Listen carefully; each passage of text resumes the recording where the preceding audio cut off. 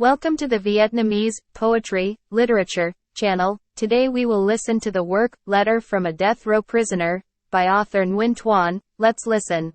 Receiving the warrant from Sun Hung Tuyen, the road governor, the prison guard turned around and asked the poet who was helping in the jail, "Hey, Master 8, according to this dispatch, we are about to receive 6 prisoners with beheading sentences. In there, I found that the leader of the rebels was Huan Sao." I heard doubts. Huan Sao? Or is it the person who in our Sun province still praises his talent for writing very quickly and beautifully? The poet again asked permission to read the official dispatch. Yes, it's him. Yes, what's going on? No, I heard a familiar name and saw many people mentioning that name, so that's all I asked. Okay, teacher, please leave. But take it easy. The teacher said the prison was good, so he cleaned the innermost chamber. There is a use for it. Do you think that cell can hold a notoriously dangerous prisoner? Have you heard people say that Huan Sao, in addition to being good at writing, also has the talent to pick locks and escape prisons? Yes, so both medical and martial arts are talented. Wow. Well, almost like that. Why are you clicking your tongue? I see how sad it is for such talented people to go to war. Yes, suppose I were an executioner and had to behead such people, I thought with regret. What do we know about the national court so we can discuss further? If it comes out, you'll be miserable. Well, I'll go back and take care of things in the prison. Tomorrow, we have to get up early so we can be at the camp door before the provincial soldiers hand over the prisoners to us. Tonight, I started taking more guards. Each guard tower has 2 soldiers. For every hut that skips the watch, every watchman falls asleep and doesn't fight or fight, the teacher must remember to write clearly and correctly so that tomorrow I will punish him severely.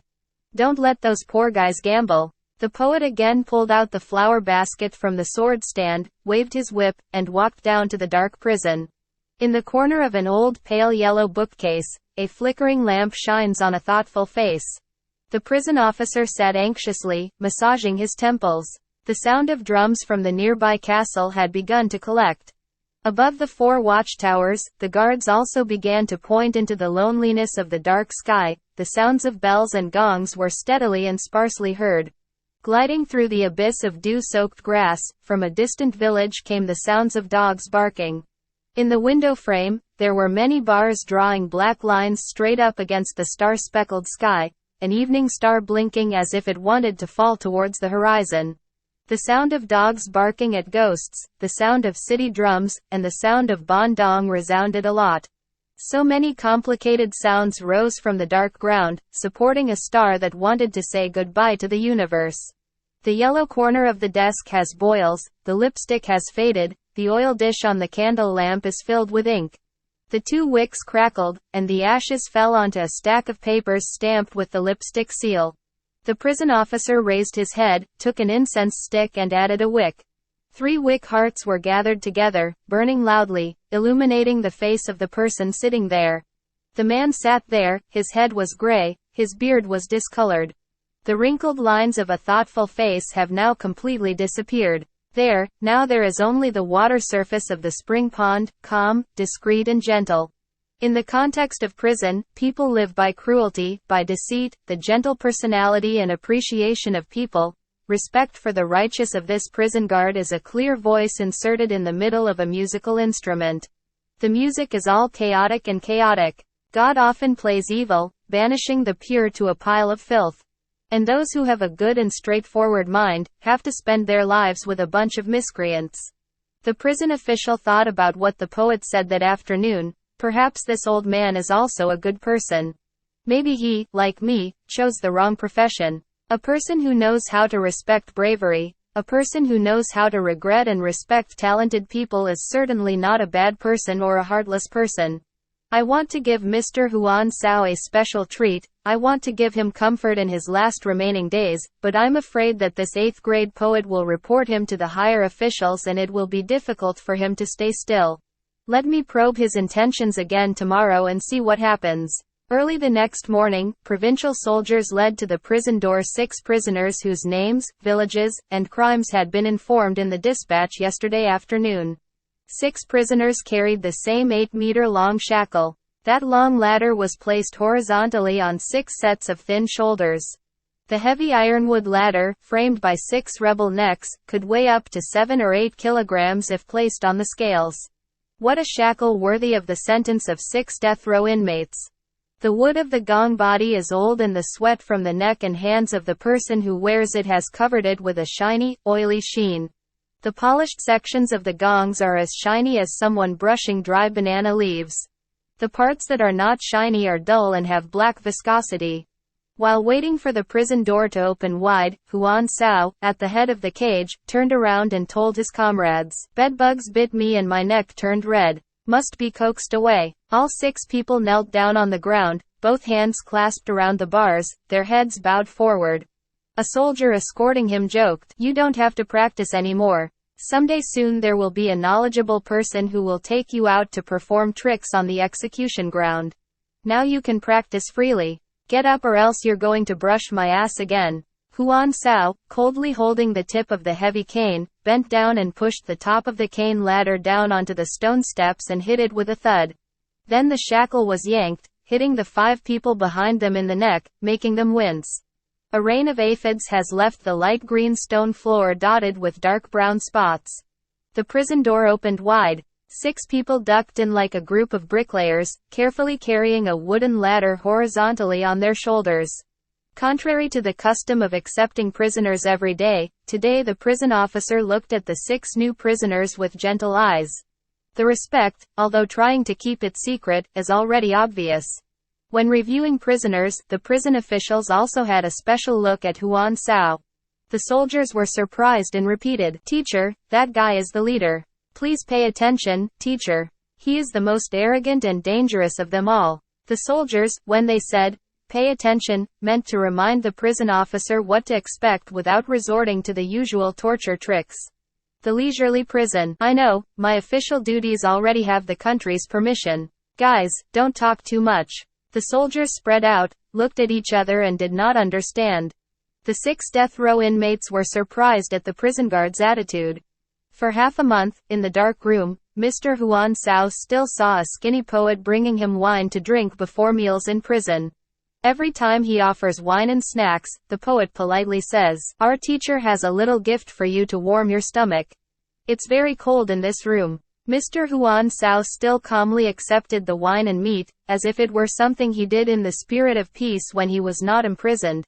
Then one day, the prison warden unlocked the secret cell door and quietly asked Mr. Huan, "For people like you, state law is very strict. But knowing that he is a virtuous person, I want to imitate him a little. As long as you keep it a secret. I'm afraid if the soldiers hear about it, it will cause me a lot of personal trouble.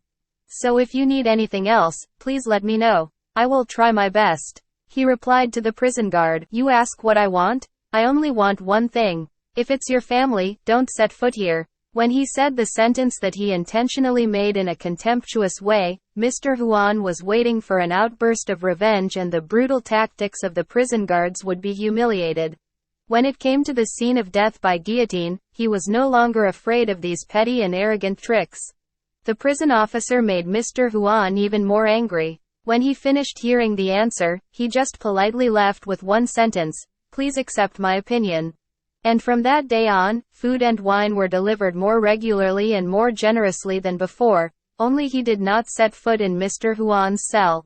Mr. Huan was even more surprised. His 5 comrades also received the same special treatment. There were many nights, in addition to thinking about his failed ambition, Mr. Huan Sao also had to worry about the decency of the prison guards. Or does he want to find out my secrets? No, it's not like that, because of all the important things, I have already declared them in T-Nirvana. I received it all. The oath has been signed. Is there anything else that makes me more busy? In the jail, death row inmates wait day and night for the last minute, just like the words of the old poem, still as long as 1,000 years outside. The prison warden did not hold any grudge against Mr. Huan's disrespectful attitude. He also recognizes the small people who are raising the sky and disturbing the country. Even on people's heads, people don't even know who is there, let alone the thing that he is just a small person holding a prisoner.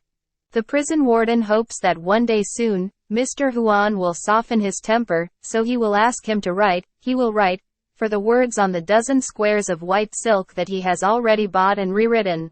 So he was satisfied, knowing how to read the sacred books. Since those days, this prison guard's wish was to one day hang in his own house a pair of parallel sentences written by Mr. Huan Sao.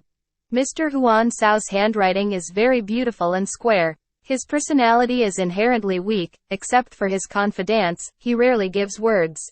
To have Mr. Huan's name hanging on it is to have a treasure in life. The prison warden suffered the most because he had a Mr. Huan Sao in his hands and under his authority, but he did not know how to ask for help. Not having the courage to confront someone who was so far away from him, he was only worried that one day, Mr. Huan would be executed without even being able to ask for a few words, and he would regret it for the rest of his life. One cold afternoon, the prison warden turned pale after reading the document from the Ministry of Justice in the capital to arrest Mr. Huan Sao and his comrades in the capital. The Dharma is established there. Tomorrow, at dawn, someone will come to release the prisoner. The prison warden, already believing the poet, called the soldiers up and told him his feelings clearly. The poet was moved again after hearing the story and said, "Yes sir, don't worry, I'm here." He immediately ran down to Mr. Huan's prison, punched the cell door, and eagerly told the death row prisoner his feelings clearly. The prison warden, and hesitantly informed Mr. Huan that he would return to the capital and face the death penalty. Mr. Huan Sao thought quietly for a moment and then smiled. "Go tell your master, tonight, when the guards return to the camp to rest, bring silk, ink, pens and a torch down here and I'll give you permission. Words are precious. I have never forced myself to write parallel sentences for the sake of gold or power. In my life, I have only written 2 sets of 4 vases and 1 painting for 3 of my close friends. I feel your sense of solidarity. Who would have known that a person like Mr. Quan would have such noble interests? I almost lost a heart in the world." That night, when the Sun Province prison camp was deserted, only the sound of the gong on the watchtower was heard.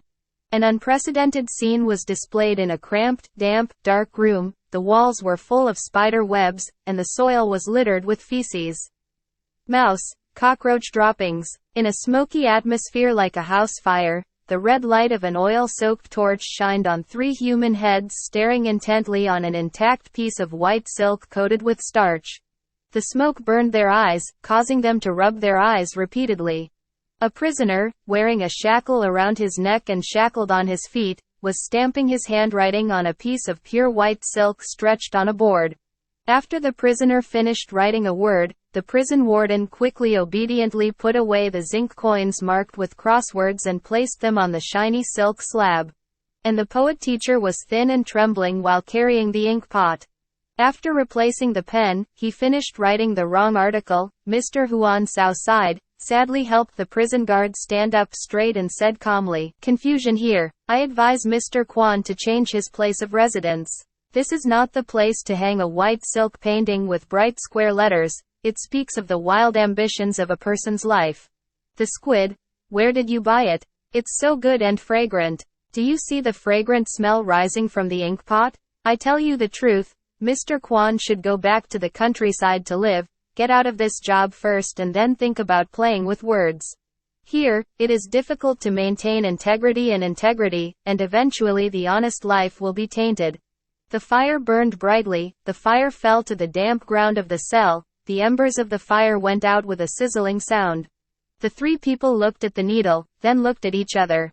The prison officer was moved, bowed to the prisoner, clasped his hands and said a sentence that made him choke with tears leaking into his mouth. "This ignorant person, please bow to him." At the end of the work, please support me with the like button and subscribe to the channel to listen to more works.